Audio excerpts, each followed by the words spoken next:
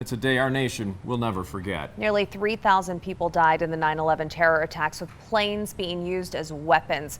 It forever changed our country, specifically our security. News 5's Colette Bordelon exploring those changes in tonight's top story. At our local ceremony this morning, we heard from city leaders and those who were directly involved in this country's response the day of the attacks. And they all agree this horrific event will always shape our future and how we respond to security threats. We see it at the airport. Thanks, sir. Have a great day. How security has changed. You guys traveling together?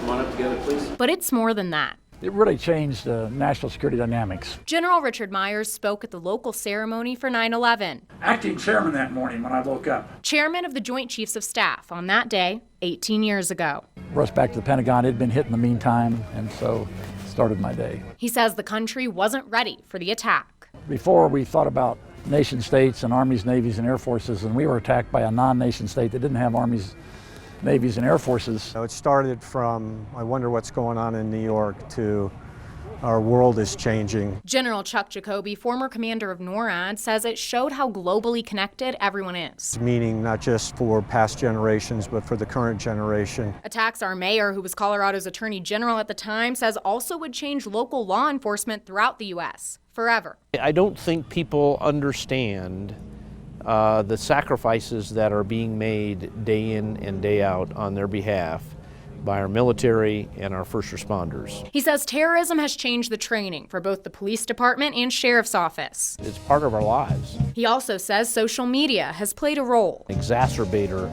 of some of the forces that certainly result in domestic terrorism. When asked if we're safer now. I think we're much, much safer. It doesn't mean we're perfectly safe.